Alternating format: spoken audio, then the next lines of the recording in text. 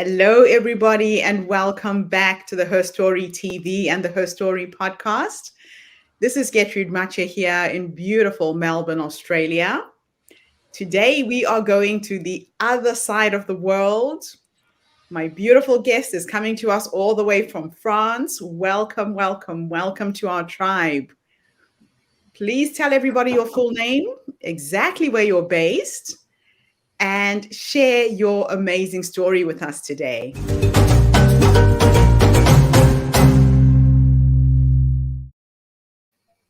Thank you, Getrude, for the introduction. So my name is Cecilia Poullain. I live in Paris, so I live right in the center of Paris.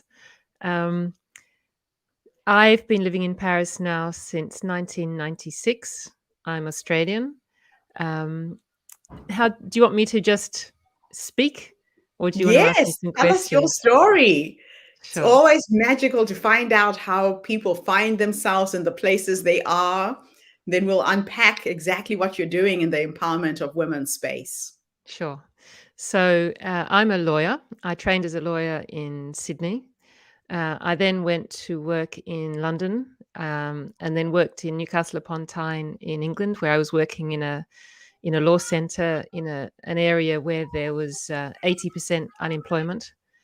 So that was a very eye-opening experience for me. Then I got married in Newcastle to a Frenchman, and we went back to live in Sydney for a couple of years, where I worked in one of the big Australian law firms. And then that didn't work out. Australia didn't work out so well for my husband because he was working in research and development and, heavy industry. And there's not a lot of research and development in Australia. There certainly wasn't at that time. And so we came back to France in 1996, and I started working for a bank. And then I qualified as a French lawyer, an avocat, and worked in one of the big American law firms for a while. And then I started working again for one of the French banks. And during all that time in my career, I was always doing a lot of things outside work. So I started singing and I've been singing since then, so classical singing. And about 5 years ago, I started working with a gestalt therapist. And I went to see the gestalt therapist because even though everyone said, you're great at your job, everything's fine, nothing ever happened. So I wasn't promoted. Just my career didn't go anywhere. And what the gestalt therapist helped me to see was that the reason my career wasn't going anywhere was because I didn't actually want it to go anywhere. When I was looking at the jobs that I could be doing in asset management, in the banks, in the law firms, I actually didn't want to do those jobs. And the second thing she helped me to see was that one of the reasons I didn't want to do those jobs was because I had a very strong creative streak. And when she said that to me, I couldn't believe it because I felt like I was much more like my father, very rational, structured. And my mother is very creative. My brother is very creative. My sister is very creative. And it didn't feel like that was me. And so that surprised me. But at the same time at work, when I was doing presentations, I had to make sure that all the colors went together and they had to look really beautiful. And so she then got me to look at everything that I could do in a job. What would be the things in a job that would really inspire me? And one of the things I wrote is that I really loved writing, and as a lawyer, I really liked drafting contracts. That's part of the job that I really enjoyed. And so I started from then. She sent me to off to do a writing course, and then it was 3 days in a basement near Notre Dame. It was about 200 meters from Notre Dame, a grotty basement with about 10 people. And I just absolutely loved it. It was just like a revelation to me. and I was getting really, really positive feedback. And then, so from there, I wrote a lot more, and then I wrote a one-woman show, which I did in front of more than 100 people in a theatre in Paris. And in 2019, I decided that I was going to launch my company. So I launched a company, and the idea is to empower women to find their voice. So using all the things that I've learned outside work, with the singing, with the writing, with the gestalt therapy, to work with women so that they can find their voice. And the reasoning behind that is that I feel that women are often a lot less confident than men, and especially in the workplace. And just if they can just get that little bit more confidence, if they know how to use their voice, if they know how to get their message out there, and then suddenly, boom, they're out there in the world. That's an amazing story. Do you mind sharing how old you were when you made this career transition? Well, I'm 54 now, so it was when I was 51. Yeah. And you had the courage at 51 to literally transform your life. A lot of women will hold back. They will not honor the intuitive gifts that they were born with. So, why do you think it's important for women to learn to use their voices? What is that? What has that done?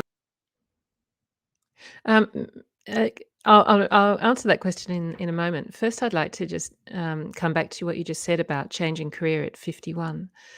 Um, for me, it became a necessity that it took me a long time to work out where my real talents were.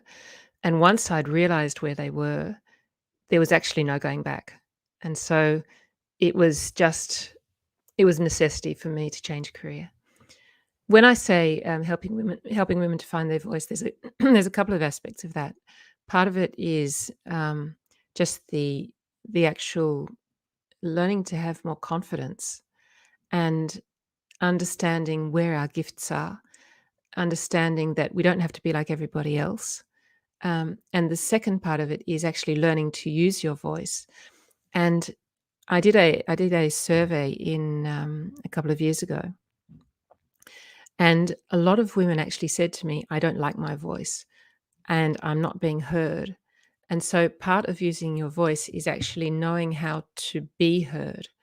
And it's standing up, having the confidence to stand behind your voice and to be heard, and to use your voice in a way that means that you are going to be heard.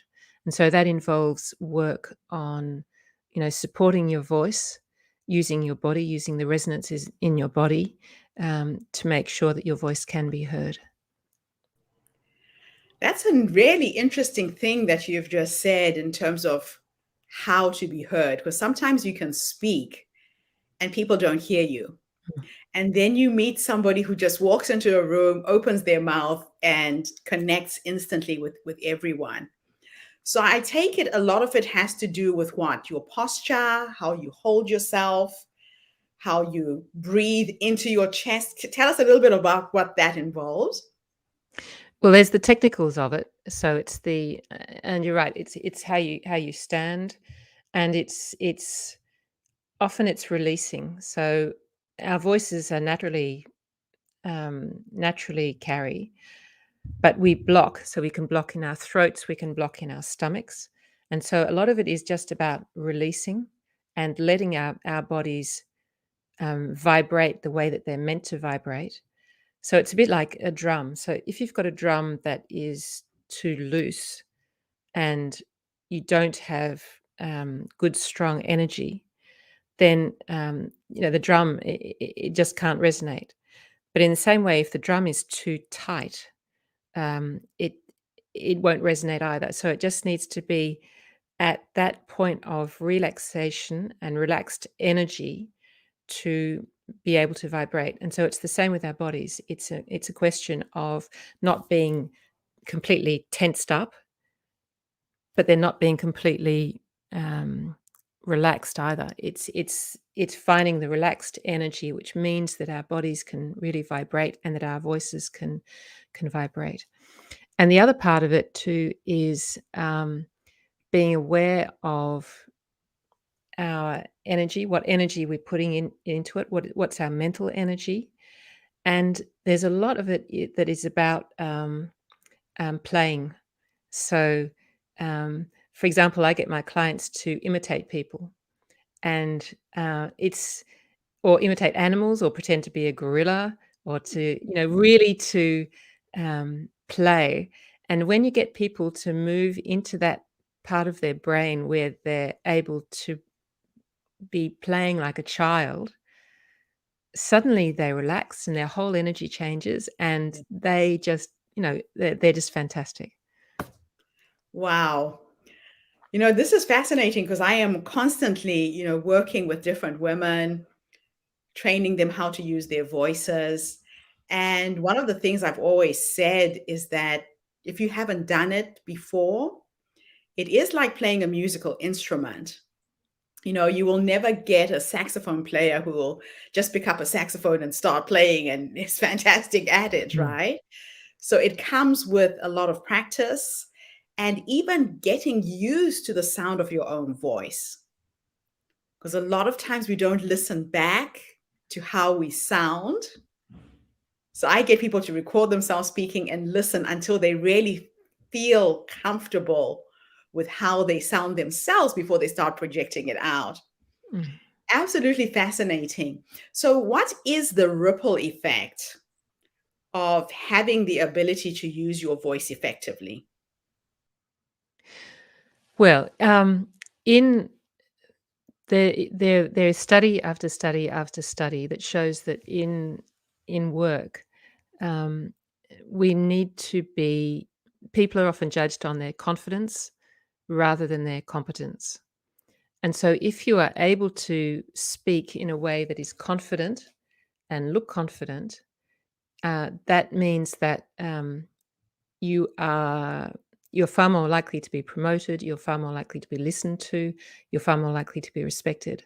And so, for example, I've got a client. I worked with her for a year, and she came to me initially for help with public speaking.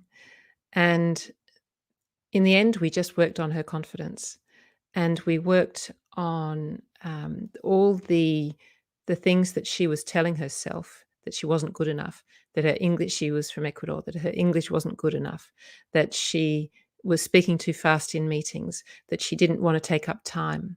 And so I was teaching her that she, in fact, had a lot more to offer than she thought. She had a huge heart. She was a very, very caring, loving person. So we worked on her confidence. And then after a year, she had the courage to ask for a well-deserved raise, which she got.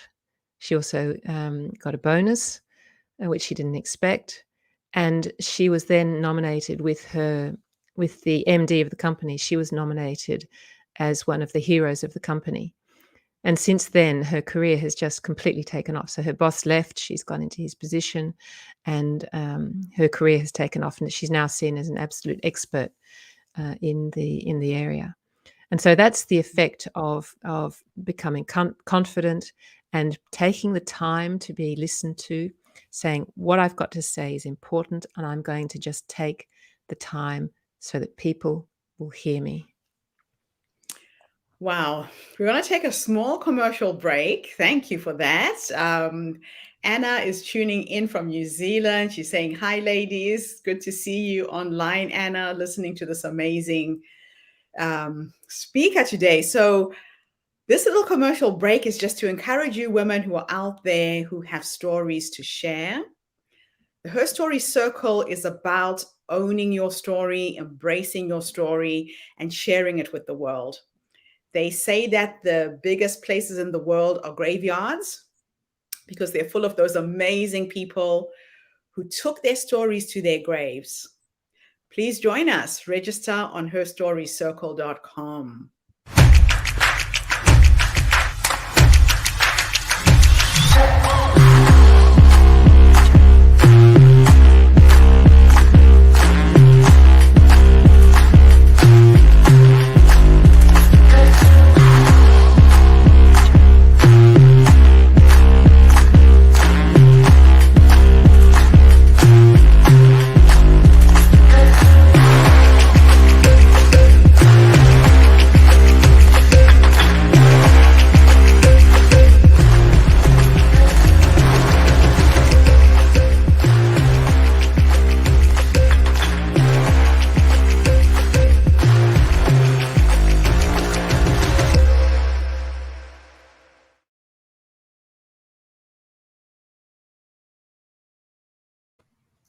Welcome back, everybody. I am blessed with the presence, like I said, of an amazing woman coming to us from France. Cecilia, you have shared so many nuggets of wisdom in terms of the power of our voices.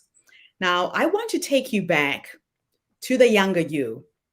I'm hoping that there could be some young woman who is listening to this podcast, listening to this interview, is about to make a career decision, knows it's not really what she wants to do, doesn't know if she's making the right decision. If you could go back to the younger you when you were making the decision to become a lawyer, what do you think you could have done differently to tune into this intuitive gift that you know you have now? That's a very good question, and it's actually something I think about a lot. Is can we accelerate the process? So can we find who we are much earlier in the piece? Um, what I would have done, I think, is been more powerful and more intentional about finding out what I really wanted to do and where my gifts were. And what has changed my life has been the Gestalt therapy. So I was doing a Gestalt therapy group once a month. It was a full day once a month. I did that for 5 years. And there were anywhere between 3 to 10 of us in a room in Paris. And it was the most intense experience of my life and some of the strongest emotions in my life. And what we were doing in that room was exploring, first of all, what was going on for us just in the moment, what was happening for us right now. So becoming aware of our emotions as we were experiencing them. We were looking at what was happening in what had happened in our past, which meant that we'd made certain decisions. And very importantly, we were doing a lot of imagining and imagining of the future and what sort of things we would have wanted in our future. And the things that came up for me were very much things like I actually wanted to be seen for who I was. So I wanted to be speaking, I wanted to be in front of a public, but speaking about the things that were important for me rather than speaking about law or about finance and things that actually didn't interest me that much. So I think if I had been younger, I would have found a coach. I would have found a coach that I liked because there are coaches that we resonate with. There are coaches that we don't resonate with. So I would have been much more intentional about finding somebody who could help me to really dig down and work out what I wanted to do, where my natural talents were, and how I could be using them. And there are a lot of really great coaches out there now. So even though it can be expensive, it's worth every single cent because it's your life that is being determined and how you'll spend your life. And once you can slot into what your natural talents are, what you can do naturally, then the riches come. It's by finding what you love that then you have richness in all areas of your life, not just financial, but then it just makes your life so much richer and so much better. Then life becomes a game, work becomes play because you're doing those things that come to you intuitively, correct? Exactly. That's exactly right. Yes. Yeah. I love that. Now, you keep referring to Gestalt therapy. A lot of people don't know what that is. Can you describe that in a bit of detail for us? Sure. So Gestalt therapy is a therapy that comes out of Palo Alto. It's a therapy which is the therapist talks a lot, reacts a lot. So it's about becoming aware of exactly what you're feeling right now. So the therapist will say things like, "Oh, that's interesting." Now, if she's looking at me, she'd say, that we're wearing green today, or you're wearing black today. Um, I notice how you're moving your hands. Notice how you're sitting, and so the therapist is taking into account the whole person. not just what we're saying, but all our body movements, how we're dressed, just all of us. And it's very creative. So we were doing a lot of theatre. So just an example, we had to write down on 4 pieces of paper, three pieces of paper. We wrote down 3 things that we really liked about ourselves, and on the fourth page was something that we didn't like about ourselves. And then we gave each piece of paper to 4 different people, and then they acted out those different parts of us, and we watched. And so it was like seeing ourselves from the inside being acted out. And so it's very creative, because it then means that the people who are acting are learning a lot about what it feels like to act that particular part of somebody. And when you're watching, it's an amazing experience. It's like seeing your insides being acted out. So there's a lot of creativity. There's work on the group, how the group works together. So we did group things like we had to rearrange the room in a way that suited everybody without speaking. And so that was a really interesting exercise. We did things like imagining our life in the past and then imagining our life in the future. So what were the milestones that we could see, the milestones that occurred in the past, the milestones that occurred in the future? And very much about listening very carefully to what somebody is saying, and then not giving them advice, but say, when you say that, this is the way it makes me feel. And that, by doing that, people realize that they are so hard on themselves, and that often people around us have a lot more compassion than we think, a lot more compassion and a lot more admiration. They care a lot more than we think. And when you're in that sort of group environment where you've got people who are really caring about you, who are admiring you, you're bringing you up, and you're hearing, often for the first time, how you impact other people, it's extremely powerful, really extremely powerful. So that's a bit of an idea of how the Gestalt therapy works.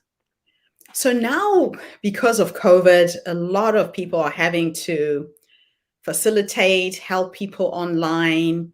We can't meet in physical spaces in some parts of the world. How are you managing that in your business and in your practice? Well, in France, we can actually move. People are going back to work. Hey, We've got 81% of people are vaccinated, and so it's actually COVID is actually starting to become under control here, which is fantastic. that's So, wonderful. for example, I was speaking at a client event last night for one of the major law firms, and so we're now able to start doing that sort of event. For my individual work, the coaching, I've always done that online. So Okay. that's COVID or not COVID, that hasn't changed. So nothing much changed for you by the sound of No, it. no, no. That is awesome. So now I want to take you into your future, and we're going to pretend, like you said, that time is an illusion, and I can teleport you into the future you at the age of 100, and you're going to have a conversation with that future you. Based on how you're living your life right now, what would you say to that woman? Um, I would say to her, everything's been okay so far, so don't worry. It's fine. Everything's going to be fine. I would say to her, thank you for having helped so many women and changed the lives of so many women so that they are happier, so that they are more confident. I would say thank you for changing the dialogue around women. I would say thank you for helping women to become more to be more representative in business, to be in more powerful positions.